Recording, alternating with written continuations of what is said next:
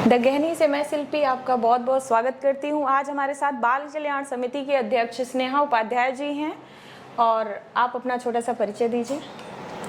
नमस्कार सभी को। शिल्पी जी की टीम को भी धन्यवाद कि आज इतने अच्छे प्लेटफॉर्म पे मुझे आने का मौका दिया और लोगों के बीच में हम लोग काम क्या करते हैं ये इनके माध्यम से ही वो पहुँचेगा आप लोग तक। मैं स्नेहा उपाध्याय बाल कल्याण समिति अध्यक्ष वाराणसी। मैं बच्चों के क्षेत्र में काम करती हूँ जी। CWC क्या है और इसकी ज़रूरत क्यों है? बाल कल्याण चाइल्ड वेलफेयर कमेटी बाल कल्याण समिति 2015 से में ये एक्ट जेजे एक्ट के अंतर्गत आया था, जिसमें बाल कल्याण समिति में हमारा काम जो है वो विशेष तरह से सभी बच्चों के लिए है। लेकिन इसमें विशेष बच्चे वो आते हैं जो हमारा काम है वो देख रेख संरक्षण के लिए आते हैं, जिसमें ऐसे बच्चे आते हैं जो 18 साल से नीचे हों। 18 साल से नीचे जो भी बच्चे बालक हैं उसमें जेंडर डिवाइड नहीं है, वो गर्ल एंड बॉयज़ दोनों होते हैं, चाहे वो लड़का हो पीड़ित हो किसी भी तरीके से या लड़की पीड़ित हो। वो देख रेख संरक्षण में हमें जजमेंट पास करना है कि ये बच्चे के लिए हम किस तरीके से इसके बहुत अच्छे तरीके से गृह पुनर्वासन करा सकें और उसका भविष्य उज्जवल कर सकते हैं। धन्यवाद। CWC के अध्यक्ष के तौर पर आपकी जिम्मेदारियां क्या क्या हैं? CWC के अध्यक्ष के रूप में जिम्मेदारियां तो बहुत सारी हैं और इन जिम्मेदारियों को निभाने में मुझे बहुत ही अच्छा लगता है। जिम्मेदारियां ये कि अगर आप एक सिंगल मतलब मदर फादर या आप मदर फादर हैं परिवार में, तो उसमें एक बच्चे की जिम्मेदारी होती है। और मैं इस क्षण को इस पोस्ट को इसलिए बहुत गौरवान्वित महसूस करती हूँ कि जितने भी ऐसे पीड़ित बच्चे हैं उनके माता पिता हम लोग होते हैं। और इसके तहत अगर देखा जाए तो जिम्मेदारियां बहुत होती हैं कि अगर एक परिवार में 2 बच्चे हैं तो उनकी जिम्मेदारियां भी आज के समय में निभाना बहुत मुश्किल है। और हम लोगों को तो जितने भी बच्चे आते हैं वो सब हमारे बच्चे हैं, तो एक इतना अपनापन महसूस होता है कि उन बच्चों को किसी भी तरीके से कोई समस्या ना हो, तो उन समस्या को ढूंढना, उन समस्या का समाधान करना और बच्चे किस तरीके से पुनर्वासित होते हैं और कोई समस्या ना आए और वो अपने जीवन में आगे बढ़ें। तो ये सारी जिम्मेदारियां निभाते हुए मुझे बहुत अच्छा लगता है और मैं चाहूँगी कि ये जिम्मेदारियां मुझे मिलती रहें। धन्यवाद। इस जिम्मेदारियों को निभाते निभाते आपको कौन कौन सी चुनौतियों का सामना करना पड़ा? जिम्मेदारियों को निभाने में आपको पता है कोई भी छोटी हो चाहे बड़ी जिम्मेदारियां हो और किसी भी फील्ड की जिम्मेदारियां हो तो चुनौतियां तो आएंगी ही, और विशेषतया तब जब बच्चों को समस्या हो। पहले तो बच्चों की समस्या क्या है ये समझना बहुत मुश्किल होता है, क्योंकि बच्चे जल्दी बताते नहीं हैं। क्योंकि हमारे साथ समस्याएं इतनी आती हैं कि जब बच्चे कभी रन अवे होते हैं, फैमिली में नाराज हो गए हैं, कहीं चले गए, और ऐसे ही बच्चे ट्रैफिकिंग के शिकार होते हैं, तो उनको पूरी चीज़ों इतनी डीप काउंसलिंग करना, उनसे इस तरीके से चाइल्ड फ्रेंडली माहौल बनाना कि बच्चे अपनी प्रॉब्लम्स बताएं।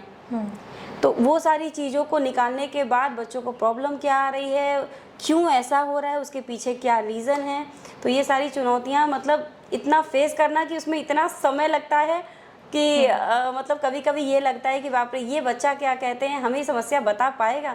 तो वैसा माहौल क्रिएट करने में भी थोड़ी समस्याएं आती हैं, क्योंकि कभी कभी बच्चे कोऑपरेट नहीं कर सकते, कभी कभी परिवार कोऑपरेट नहीं करता है कि वो हमें बता पाए कि प्रॉब्लम्स क्या हो रही है। बहुत बातचीत काउंसलिंग के बाद फिर बच्चे बताते हैं। कभी कभी ये होता है कि बच्चे जो हैं घर नहीं जाना चाहते, परिवार से नाराज़गी है, उनको क्या लगता है कि दुनिया बाहर की बहुत अच्छी है, क्योंकि आज के टाइम में आप किसी को बांध नहीं सकते हो। और हमें ज़मीनी स्तर पे जब तक हम प्रैक्टिकल नहीं हो के रिलेशंस नहीं बताएंगे कि ये बच्चे मतलब बेटा ये क्या कहते हैं माता है, ये पिता है, दादी है, दादा है, क्योंकि आज के टाइम में आप अगर मैं बहुत पॉइंट आउट तो नहीं करूँगी, लेकिन यहाँ पे बहुत ड्रॉबैक हमारे से वो नॉमिनल फैमिली का भी आ रहा है। तो हमें अभी बच्चों को समझाना है कि किस तरीके से माता पिता के साथ भी अच्छा व्यवहार करें और माता पिता भी उस तरीके से व्यवहार करें, क्योंकि आज के टाइम में जो टेक्नोलॉजी का हम यूज़ करते हैं, दूसरे रूम से भी बुलाना है तो हम व्हाट्सअप कर देते हैं कि खाना बन गया आ जाओ खा लो, क्योंकि वो आवाज़ नहीं हम यूज़ करते हैं। तो इन सब चीज़ों को समझाने में, डीप तक ज़मीनी स्तर पे पहुंचने में भी टाइम लगता है। तो ये सारी चुनौतियां जो हैं हम लोग फेस करते हैं, लेकिन इन चुनौतियों में भी बहुत अनुभव मिलता है।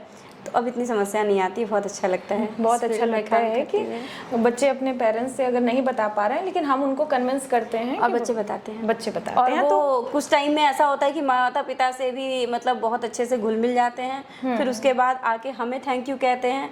इवन कांटेक्ट नंबर है, बच्चे जब फैमिली में रिस्टोर हो जाते हैं तो फिर कॉल करते हैं तो वो एक कि मैम मिलना है, और मिलने आते हैं। वो अनुभूति बहुत बहुत ही अच्छा अच्छा लगता है अनुभूति। धन्यवाद। भिक्षावृत्ति करने वाली लड़कियों को एक उम्र के बाद देह व्यापार में डाल दिया जाता है। यह रोकना कितना कठिन है, इसके पीछे नेक्सस कितना शक्तिशाली होता है? भिक्षावृत्ति आज के टाइम में एक बहुत ही जटिल समस्या हो गई है, और इतनी ज़्यादा समस्या हो गई है कि आज के टाइम में ये एक चैनलाइज वे है। आप अगर एक भिक्षावृत्ति बच्चे को पकड़ लेंगे तो आपको ये नहीं पता है कि इनके पीछे कौन कौन है। और अभी जैसे प्रशासन ODM साहब और माननीय NCPCR के द्वारा भी चल रहा है भिक्षावृत्ति का, जो अभी हम लोगों का प्लानिंग चल रहा है बनारस में भी। तो ऐसे बच्चों को जब हम रेस्क्यू करते हैं और फिर जब 2 दिन के लिए भी रखते हैं तो वो उनके माता पिता आने के बाद जो यहाँ तूफान करते हैं, और उसके कुछ ही देर बाद इनके ऐसे ऐसे कॉन्टेक्ट से फ़ोन आने लगते हैं कि मुझे इवन फ़ोन स्विच ऑफ करना पड़ता है। कभी कभी मुझे प्रशासन की मदद लेनी पड़ती है।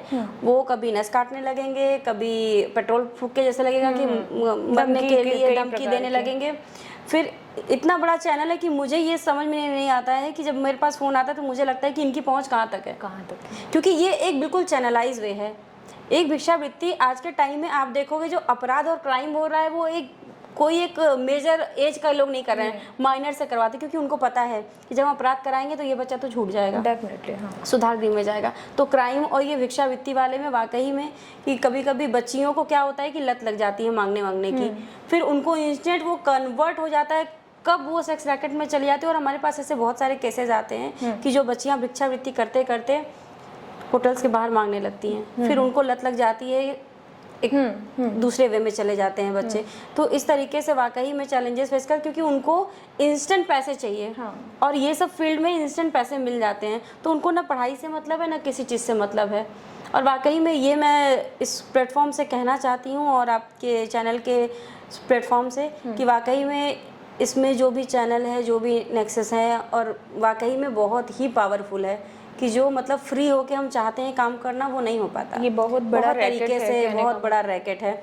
इसके लिए बहुत ही अगर देखा जाए, अगर सब अवेयर हो जाए, जागरूक हो जाए, तो मुझे लगता है कि ये कम हो जाएगा। लेकिन हाँ, सबके जागरूकता से, किसी एक के जागरूकता से नहीं होगा, इसमें हमें पूरी टीम को अवेयर करना पड़ेगा।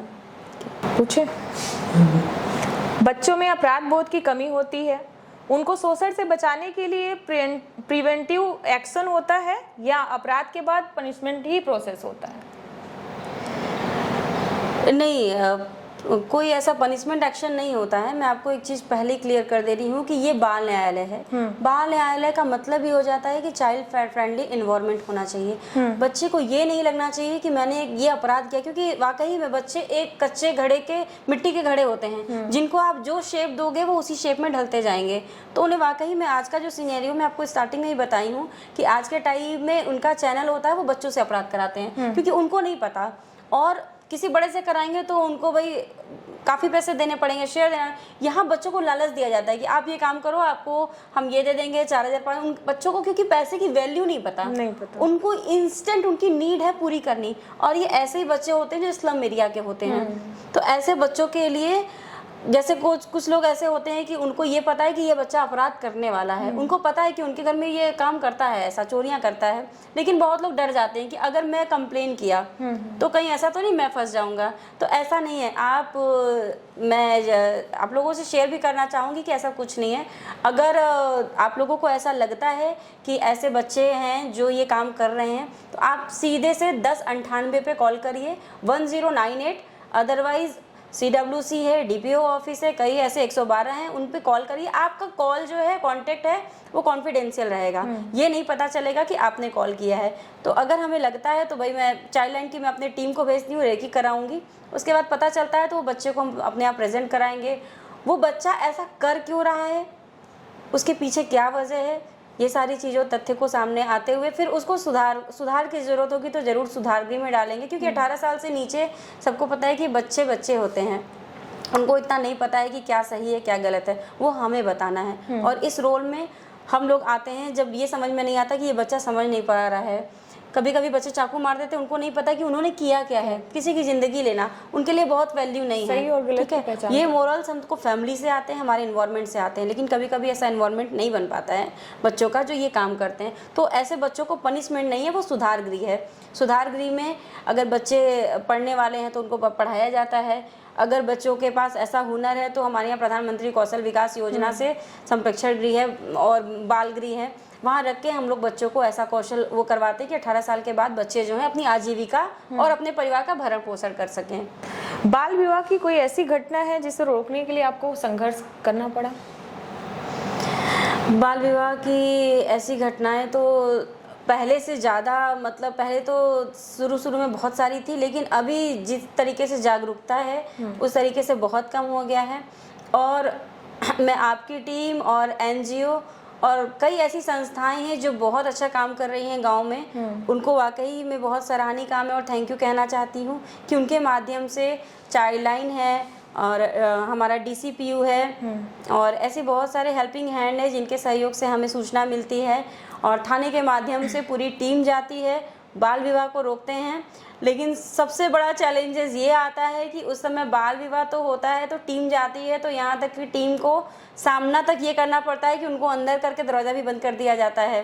कभी कभी गांव वाले ही इतने उग्र हो जाते हैं कि मारने पीटने लगते हैं, पूरी प्रशासन को लगाना पड़ता है और 25 तरीके के डॉक्यूमेंट लेके आएंगे। कभी आधार कार्ड लेके आएंगे, 32 साल की है लड़की, हमारी 25 साल की है, कभी फर्जी 10th की मार्कशीट लेके आ जाएंगे। तो हमको, और सबसे बड़ा मेजर प्रॉब्लम क्या है कि जिस दिन शादी होती है हमें सूचना उसी दिन मिलती है और अगर ये 2 दिन पहले मिल जाए तो शायद हम लोग बहुत कुछ कर सकते हैं। कभी कभी ऐसी शादियां होती हैं जिसमें मतलब बिल्कुल एक दुल्हन के ड्रेस में लड़कियां आती हैं, तो वाकई वो बहुत ही तकलीफ होता है। एक हमारे लिए भी मतलब एक इंसानियत के नाते भी तकलीफ होता है कि एक गरीब फैमिली से लोग हैं और वो किस तरीके से दुल्हन या परिवार के लिए खाना पीना सब करते रहते हैं, सारी व्यवस्थाओं को देखते हुए करते हैं। तो ये प्रॉब्लम्स आती हैं और इसके लिए वाकई में थोड़ा सा लोग जागरूक हो जाएं तो बहुत अच्छा रहेगा। और ये बाल विवाह ऑलमोस्ट स्लम एरिया में होता है जहाँ पे छोटी बच्चियाँ होती हैं और ये जो दूल्हे आते हैं ये राजस्थान साइड से आते हैं, पश्चिमी क्षेत्र से आते हैं, जो लालच देते हैं लड़की की फैमिली को। एक तरह से वो उनको मतलब माँ बाप बेच ही खरीदने और वो वाला काम होता है, लेकिन ये लोग एक्सेप्ट नहीं करते हैं और हमारे हाथ बहुत कुछ नहीं लग पाता है। बस यही लगता है कि लड़कियों को फिर हम लोग रेस्क्यू कराते हैं, फिर बहुत हंगामा होता है, इतना हंगामा होता है। और ऐसे जो लोग होते हैं वो शादी में पीने खाने वाले लोग मतलब ड्रिंक वगैरह करके ही भी अपने होश में तक नहीं होते, तो उनको क्या ही समझाया जाएगा। फिर प्रशासन लगती है, पूरी टीम लगती है, कैसे कैसे बच्चे को रेस्क्यू कराते हैं। फिर इवन बहुत सारे ऐसे बाल विवाह रुके हैं, लेकिन ये जागरूकता का ही काम है कि हमें जागरूकता फैलानी पड़ेगी कि कम उम्र में बच्चियों की शादी नहीं करनी है, क्योंकि इससे मृत्यु दर बहुत ज़्यादा हो रही है। और अभी का सिनेरियो डेटा देखा जाए कि लड़कियाँ वैसे ही कम हो रही हैं, शायद इसी वजह से और दिक्कतें आ रही हैं। तो ये सारा सहयोग ये सोशल मीडिया और ये NGOs के लोग और गांव में भी ये जागरूकता अगर प्रधान के माध्यम से हो कि जो भी बाल विवाह करेगा उसको एक जुर्माना लगा दिया जाए, तो ये सब चीज़ के लिए छोटी छोटी जो योजनाएं बताया जाए तो वो बहुत अच्छा रहेगा। हाँ, एक केस स्टडी मैं आपसे डिस्कस करूंगी, नाम तो नहीं बताऊंगी। मतलब जो मेरी जैसे ही ज्वाइनिंग हुई थी वैसे ही मेरे पास एक केस आया था और ये केस मेरे लिए मेरी ज़िंदगी का बहुत ही अहम पड़ाव समझ लीजिए कि था। एक बच्ची हमारे यहाँ आई थी जिसकी उम्र 16 साल थी और उसकी शादी जो है उसकी मम्मी ने 40 साल के आदमी से कराई थी। वो बच्ची राजस्थान जाती है और अंकल जैसे आदमी के साथ उस बच्ची के साथ बहुत सारी चीज़ें हुई। वो बच्ची जाने के बाद फिर अपने माँ के यहाँ जब आती है तो मतलब स्टेशन पे ही बच्ची जो है वो रोती है। तो हमारी चाइल्ड लाइन की टीम पहुँचती है, पूछती है क्या हुआ, तो उसने वो सारी बात बताती है। कोई कंप्लेन नहीं करती है, लेकिन हाँ चाइल्ड लाइन की टीम बहुत एक्टिव थी और उन्होंने चीज़ों को समझा और वो हम लोग के यहाँ प्रेजेंट किए। जब प्रेजेंट किए तो बच्ची से पूछा गया तो बच्ची ने बताया कि उसकी फैमिली द्वारा उसे राजस्थान में बच्ची को 14 साल की 15 साल की बच्ची को शादी की है 40 साल के आदमी से। तो हमने उससे पूछा कि क्या करना है, क्या चाहती हो। तो बच्ची बहुत रो रही थी, बहुत परेशान थी, बोली मैं ये शादी नहीं चाहती हूँ। फिर उसकी माता को बुलाया गया, फैमिली को बुलाया गया, बच्ची को, बल्कि बच्ची ने बोला कि मैं फैमिली के साथ नहीं जाना चाहती हूँ, क्योंकि मुझे डर है कि ऐसा ना हो कि मेरी माँ जो है फिर मुझे वहीं भेज दे। तो उस बच्ची को हम लोग अपने यहाँ बहुत दिन तक संस्था में रखे थे, उसकी बहुत अच्छे से काउंसलिंग कराए। और वो बच्ची वाकई में जब शादी हुई थी 14 साल की उम्र में, आपको पता है कि वो डॉल जैसी बिटिया जिसकी शादी हो जाए, वो एक ट्रोमा में जाना उसका लाजमी था। वो चली गई थी, बहुत ट्रोमा में थी, बहुत प्रॉब्लम्स में थी। तो मीन्स जब बहुत अच्छे से हो गई, ठीक ठाक से हो गई, तो उसकी फैमिली को भी बुलाया। एक्चुअली वो सिंगल पेरेंट थी उसकी माँ, उसके फादर मतलब नहीं थे। तो उस बच्ची की फिर काउंसलिंग कराई गई, माँ की काउंसलिंग कराई गई। फिर हम लोगों ने उसका पूछा कि क्या करना है, तो वो कही मैं ये शादी नहीं चाहती हूँ। और वैसे भी बच्ची माइनर है, तो उसका फिर हम लोगों ने जिला विधिक सेवा प्राधिकरण में दिया है। उसका विवाह शून्य घोषित करने के लिए हम लोगों ने उसमें वो कर दिया है। और आज के डेट में लड़की फ्री है, शादी नहीं हुई, उसकी शादी शून्य घोषित हो चुकी है। अब लड़की 18 साल की, अभी फॉलोअप मुझे लगता है ये कमिंग अगस्त में वो 18+ हो जाएगी। अच्छा। और जब वो मेरे यहाँ आई थी तो मुझे लगता है 15-16 साल की थी बिटिया। और आज भी वो कांटेक्ट में है और हर 15 दिन पे उसका फॉलोअप होता है, क्योंकि 8th क्लास तक पढ़ी थी, उसके बाद उसका पढ़ने में इंटरेस्ट नहीं था। तो हम लोगों ने उसको PMKY से हमने उसका जो है ब्यूटी पार्लर वाले कोर्स में उसका नाम लिखवा दिया है। और आज के डेट में उसको 1 साल हो गया प्रैक्टिस करते हुए। तो उसका भविष्य उज्जवल हो और फाइनली वो सेटल हो जाए लाइफ में अपने। तो ये मतलब मेरे लिए ये अनुभव बहुत अच्छा रहा कि आज के डेट में आप जिम्मेदारियां पूछ रही थी, तो मुझे ये बड़ा अच्छा था कि वो मेरी एक जिम्मेदारी हो गई, उससे अटैचमेंट हो चुका है हम लोगों का। और हम लोग मतलब पूरी उसी तरीके से देखभाल भी करते हैं। तो कमिंग अगस्त में वो 18+ हो जाएगी। तो अब उसके बाद उसकी इच्छा है अपनी घर, अभी भी कहती है कि अभी भी घर वालों की मर्जी से ही शादी करूंगी मैं, लेकिन हाँ वैसे नहीं। और उसकी शादी में मैं डेफिनेटली जाऊंगी। बहुत ही अच्छा रहा आपका अनुभव। और बच्ची भी अपने सेल्फ डिपेंड हो गई। हाँ, बच्ची पार्लर में कोर्स कर रही है और काफ़ी अच्छे से उसने सीख लिया। वो कहती है मैम मैं रेडी आपको करूँगी। ये बहुत बढ़िया है, आपने जिंदगी दी है उससे। हाँ, ये मेरे लिए भी बहुत अच्छा अनुभव था मेरा। जी, बच्चों के सामने अभी सबसे बड़ी समस्या क्या है? बच्चों के सामने इस समय सबसे बड़ी समस्या टेक्नोलॉजी है। और मैं देख रही हूँ कि जिस हिसाब से फैमिली को फ्रेंडली होना चाहिए, उस हिसाब से बच्चे फ्रेंडली हो रहे हैं टेक्नोलॉजी से। और आज के टाइम में आप अच्छा कह सकते हैं, सबके प्रॉस एंड कॉन्स होते हैं, लेकिन हमें ये समझना है कि हमारे लिए अच्छा क्या है। मोबाइल हमारे लिए बहुत अच्छी चीज़ें हैं। और जिस पीरियड जो 2020 से जो हम लोग कोविड से चले हैं, उसके बाद से बच्चे बिल्कुल डिपेंड हो गए हैं। आज स्कूल खुलने के बावजूद भी बच्चों को ये है कि अगर जितने देर तक वो स्कूल में हैं तब तक तो ठीक है, जैसे ही स्कूल से बाहर आए उनके हाथ में मोबाइल है। और यहाँ कहीं ना कहीं प्रॉब्लम्स हमारी फैमिली की भी है कि जो गैप कर रहे हैं, क्योंकि फैमिली भी मदर फादर भी एक पास में बैठे हैं तो उनका फ़ोन चल रहा है आपस में, हम बच्चों से उतने फ्रेंडली नहीं हो पा रहे हैं। और एक चैलेंजेस बच्चों में ये है, जो प्रॉब्लम से मैं देख रही हूँ वो ये है कि वो जो एक होता है ना कि मॉरल वैल्यू, फैमिली की वैल्यू, हम रिश्तों को नहीं समझ पा रहे हैं। मेरी बुआ क्या है मुझे नहीं पता, मेरी बुआ का भाई मेरा क्या लगेगा मुझे नहीं पता। क्योंकि आज के टाइम में बच्चे जो हैं इतने तेजी से हार्मोन्स डेवलप्ड हो रहे हैं, क्योंकि हमारे खान पान का भी असर है। और ये मोबाइल जो है जिस तरीके से काम कर रही है कि जो चीज़ नहीं बच्चों को पता होनी चाहिए 12 या 13 साल में, उनको सब कुछ पता है। सोशल मीडिया है ना, सोशल मीडिया एक बहुत अच्छा प्लेटफॉर्म भी है, लेकिन एक बुरा भी कर रहा है कि बच्चों को आज इंस्टा पर ऑनलाइन लोग शादी कर रहे हैं बच्चे। मेरे यहाँ बहुत ऐसे केसेस आते हैं जो इंस्टा पे लोग शादी भी कर ले रहे हैं। मेरे कौन है ये पति है, मेरी इंस्टा पे शादी हो गई है सोशल मीडिया पे। तो बच्चों को ठीक है, आप टेक्नोलॉजी फ्रेंडली रहिए। आप बहुत सारी ऐसी चीज़ें हैं जो हमें पढ़ाई में बुक्स में नहीं है तो हमको गूगल पे सर्च करना है, तो हमको उनको लिमिट समझाना है कि हम टेक्नोलॉजी का किस तरीके से और कितना यूज़ करें। और ये भी ध्यान रखें कि जब बच्चे और फैमिली साथ में हैं तो कितना दूर तक हम मोबाइल को इग्नोर कर सकते हैं और बहुत ही फ्रेंडली तरीके से बात करें। और सबसे बड़ी चीज़ है कि रिलेशंस को मेंटेन करने के लिए उनको समझाएं और थोड़ा प्रैक्टिकल हों, क्योंकि जो हमारे पास प्रॉब्लम्स आ रही हैं आज के टाइम में, बच्चे ये समझ नहीं पा रहे हैं कि ये मेरा भाई लगेगा, ये मेरा कजिन है। उनको जो भी है लव अफेक्शन हो जा रहा है वो अपने कजिन भाई से हो जा रहा है। आज के समय में चल रहा है। भाई को ये नहीं पता ये मेरी बहन है। हमारा एक गैप होना चाहिए। तो ये प्रॉब्लम्स हमारी फैमिली से निकल के आ रही हैं, ये प्रॉब्लम्स बहुत ज़्यादा है और ये बच्चों को समझना पड़ेगा कि पढ़ाई के साथ हमें प्रैक्टिकल होना है फैमिली में भी। फैमिली और बच्चों में बहुत सारा जो है एक साथ बैठ के बात करें, मस्ती करें। पहले आपको याद होगा कि हम लोग बचपन में बहुत खेल खेलते थे, आज के टाइम में बच्चों को नहीं पता, क्योंकि वो ऑनलाइन कैरम भी खेलते हैं, कैरम पे भी बातचीत होती है, कॉन्टैक्ट एक्सचेंज हो जाता है।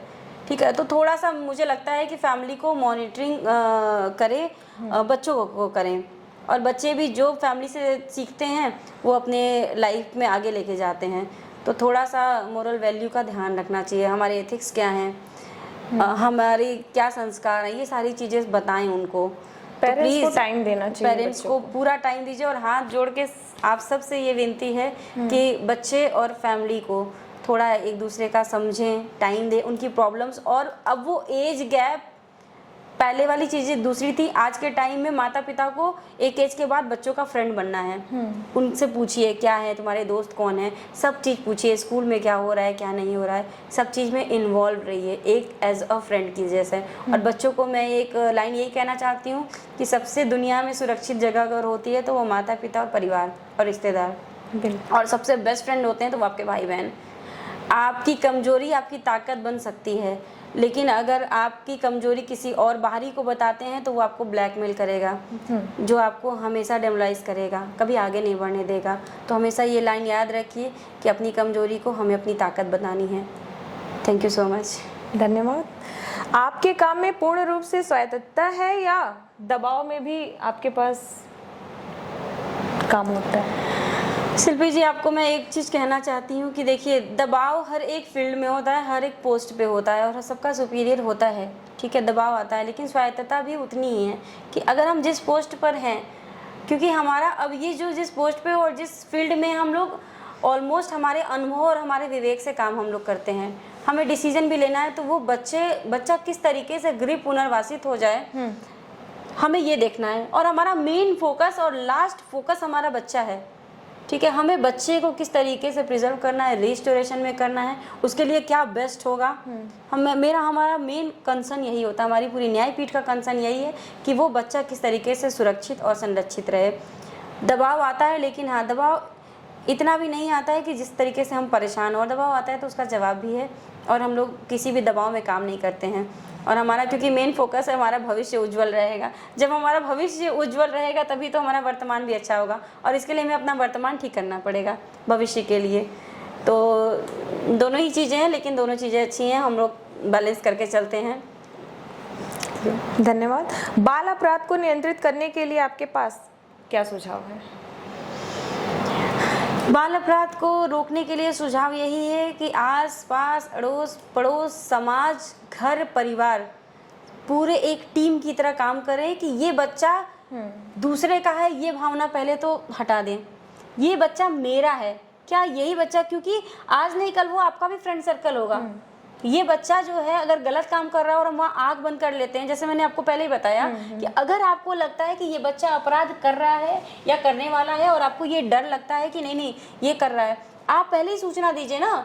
जैसे होता है कि अपराध करने के बाद तो वो तो सुधार भी में होगा, लेकिन पहले से अगर उस चीज़ को प्रिवेंट कर दिया जाए कि ये काम बच्चे ना करें, तो ये हो जाता है ना कि चलो ये कुछ चीज़ें तो हमने सतर्क की, और जब ये काम कुछ अच्छा कीजिए तो अपना पीठ भी थपथपाई कि मैंने एक समाज के लिए एक अच्छा काम किया, बिल्कुल, है ना। और बाल अपराध को रोकने का सबसे अच्छा तरीका है कि अवेयरनेस करिए, जागरूकता फैलाइए।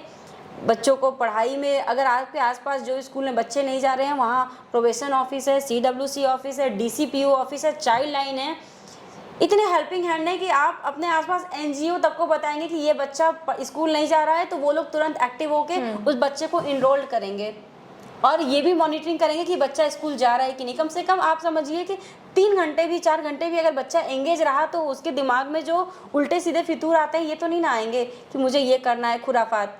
खाली दिमाग होता है ना, भूत का घर होता है। तो इन सब चीज़ों से आप बच सकते हैं। तो बच्चे को पढ़ाइए, कोचिंग कराइए, आपको लगता है कि तो बच्चों के साथ समय स्पेंड करिए।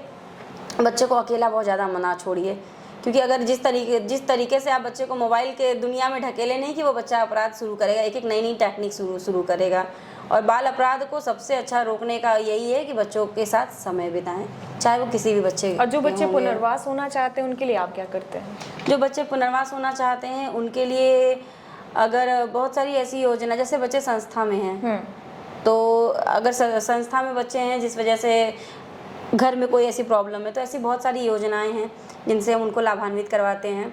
मानिए उत्तर प्रदेश राज्य मुख्यमंत्री बाल योजना है, बहुत सारी ऐसी योजनाएं हैं जिनसे बच्चों को, जैसे कि कोई ऐसे बच्चे हैं जिनकी माता पिता नहीं है या माँ है पिता नहीं है, तो ऐसे बच्चों को हम लोग मुख्यमंत्री बाल सेवा योजना है जी। उस ऐसे बच्चों को 2,500 रुपये महीने मिलते हैं उनके जीवन यापन के लिए। लेकिन ये 1 मार्च 2020 के बाद है। जैसे माता पिता, जैसे बहुत सारे कोविड में बच्चे मरे हैं, अरे मतलब फैमिली मरी है और उनको नहीं पता कि उनको कोरोना हुआ ही था। कई ऐसे हो गए जो सर्टिफिकेट नहीं मिल पाएगी, कोरोना से ही मरे हैं। कई ऐसे डेथ हुए हैं जिनको पता ही नहीं कि किस तरीके से मरे हैं। जिनके पास कोविड का सर्टिफिकेट नहीं है बाय द वे, जिनके पास कोविड का सर्टिफिकेट नहीं है तो वो मुख्यमंत्री बाल सेवा योजना में आ जाएंगे सामान्य में, जिनको 2,500 रुपये महीने मिलेंगे। और जिनके पास कोविड के समय में कोविड का सर्टिफिकेट है, ऐसे बच्चों को मंथली में 4,000 रुपये मिलेंगे। अंडर 18? हाँ, अंडर 18। ये सारी योजनाएं 18 साल से नीचे हैं, लेकिन ये योजनाएं क्या कहते हैं 21 साल तक बच्चों को मिलेंगी। अच्छा, है ना। और ऐसे बच्चों के लिए बहुत सारी ऐसी विद्याधन योजनाएं हैं, बेटी बचाओ बेटी पढ़ाओ में कई सारी योजनाएं चलती हैं। तो बहुत सारी योजनाएं हैं। और अगर ऐसा आप लोगों को लगता है कि ये मतलब ये बच्चा ऐसा है जिस योजना में आ सकता है, जैसे हम लोग पुनर्वासन में देखते हैं कि इस बच्चे को क्या प्रॉब्लम है, अगर भाई गांव के प्रधान से लगता है राशन कार्ड वगैरह नहीं बनाया तो उसको बोला जाता है कि इनका ये बनवाओ। आवास की प्रॉब्लम है तो कांशीराम आवास है, कई सारे ऐसे होते हैं जिनको हम लोग क्या कहते हैं डूडा में भेजवाते हैं कि भाई इनको आवास की ज़रूरत है। तो मतलब पूरी तरीके से ये हो जाता है कि एक छत उनको मिले, एक जीवन यापन के लिए एक ऐसी व्यवस्था मिल जाए कि जिससे ये न भीख मांगे न किसी अपराध में जाए, क्योंकि भिक्षावृत्ति एक कन्वर्ट हो जाता है अपराध में। भीख आज के टाइम में अभी माने जो बच्चे आते हैं वो 400-500 रुपये बोलते हैं, हम लोग एक दिन का कमाते हैं। जिस दिन ऐसे बच्चे को 400 रुपये नहीं मिलेगा और उसकी नीड इतनी हाई है कि उसको चाहिए ही चाहिए, तो वो क्या करेगा? पॉकेट मारेगा, धीरे धीरे पॉकेट मारेगा, फिर किसी सीनियर से जाके मिल लेगा, फिर वो कहीं ना कहीं से कोई ना कोई अपराध वो अपराध करेगा क्योंकि उसकी नीड है। हमारी आवश्यकताएं इतनी ज़्यादा हो जाती है और ऐसे बच्चे आपको पता है कि नशे में लिप्त हो जाते हैं। सुलेशन पियेंगे, कैंट स्टेशन के नीचे बहुत सारे ऐसे बच्चे हैं, बहुत सारे बच्चे है ना, सिगरेट पियेंगे। तो ऐसे बच्चों को क्या चाहिए? उनको एक ऐश की ज़िंदगी चाहिए, इंस्टेंट पैसे मिल रहा है, तो उनको ना पढ़ने की वैल्यू समझ में आनी है ना वो। और भिक्षावृत्ति पे भी एक लाइन बोलना चाहूँगी कि जब भीख आप देंगे नहीं तो वो लेंगे क्यों? बिल्कुल, आप भीख देना तो वो लेंगे नहीं। और ये बच्चे बेचारे नहीं, इनके पास भगवान ने बहुत अच्छी सूरत दी है, बहुत अच्छी सीरत दी है। बस हमें क्या करना है कि उनको एक गाइड करना है कि तुम इस फील्ड में नहीं जाओ, ये पढ़ोगे तो पूरी ज़िंदगी ऐसे नहीं बितानी है, आप एक अच्छे फील्ड में जाओ, आपको उज्जवल भविष्य मिलेगा। क्योंकि आपको लगता है 5 रुपये देने से आप 5 रुपये 1 रुपये दे के आप उनकी आदत ना बिगाड़ें, क्योंकि ये आदत बिगड़ेगी, ये बच्चे अपराध में लिप्त होंगे। तो सबसे पहले हम जनता को, हमें पब्लिक को बहुत तरीके से जागरूक होना पड़ेगा कि हम दे नहीं, ठीक है, खिला सकते हैं। आप खिलाइए उनको, आपको लगता है वो खिलाइए, क्योंकि वो ऐसे बच्चे खाएंगे भी नहीं, बहुत ज़्यादा खाएंगे तो उनको पता है कि कितना खिला सकते हैं। आप खिलाएंगे तो उनके बाद पेट भर जाएगा उनका, तो फिर उनको तो चाहिए, उनको नशा चाहिए। तो ऐसे बच्चों का जो आपकी अपनी मेहनत की कमाई अगर कोई बच्चा नशे में लेके जाता है तो देश का भविष्य सोचिए कहाँ जा रहा है। और ये एक बहुत बड़ी सोच है जिसको आपको सोचना चाहिए और हमें सोचना चाहिए। मैं किसी एक सिंगल को नहीं कहूँगी, क्योंकि जब समाज बदलेगा, देश बदलेगा, तभी सोच बदलेगी, और सोच बदलेगी तो देश बदलेगा। तो इस पर थोड़ा सा फोकस हमें करना पड़ेगा। Thank you so much. बहुत बहुत धन्यवाद द गहनी, आपका बहुत बहुत आभार प्रकट करता है। धन्यवाद। थैंक यू सो मच शिल्पी जी, आपकी टीम को बहुत सारी शुभकामनाएं, बहुत सारी बधाई। और ऐसे ही एक अच्छे प्लेटफॉर्म पे ऐसे नए नए विचार लेके आइए जिससे हमारा समाज एक सकारात्मक सोच पे जाए। आपकी टीम और आपको बहुत सारी बधाई, शुभकामनाएं। Thank you so much.